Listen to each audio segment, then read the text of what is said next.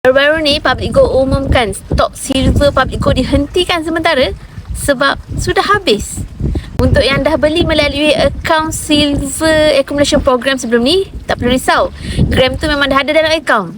Memang boleh keluarkan fizikal sebab kita dah secure awal-awal dari sudut gram. Cuma untuk yang order baru, belum buka lagi. Nanti saya update. Masa sembang dengan Tuan Mentor, Tuan Muhammad Zulkifli Syafiee, saya sempatlah tanya satu soalan. Boleh tak satu hari nanti emas pun akan jadi macam silver, terputus bekalan?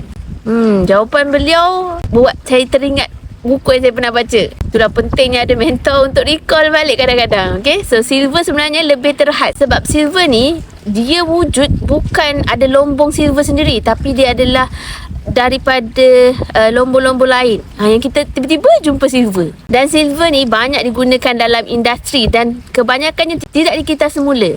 Dia berbeza dengan emas sebab emas ni mostly dijadikan perhiasan. Jadi banyaklah akan dikitar semula. Maksudnya akan dilebur dijadikan barang lain, perhiasan yang lain lah. Sebab tu stok emas lebih stabil untuk jangka masa panjang.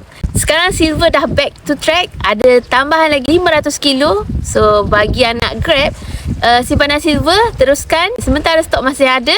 Tapi bagi yang tak faham lagi tentang ilmu silver, fokus dulu kepada emas. Asasnya tetap emas dulu. Simpanan silver akan jadi strategi kepada pelaburan, tapi emas akan jadi simpanan untuk jangka masa panjang. Yang penting bukan ikut orang, kita simpan dengan ilmu. Bila matlamat dah jelas, kita tak mudah risau. Simpan ikut matlamat, fokus kepada perancangan, tenang-tenang saja buat simpanan. Untuk pastikan kita sentiasa kaya. Salam dari Pulau Selakat.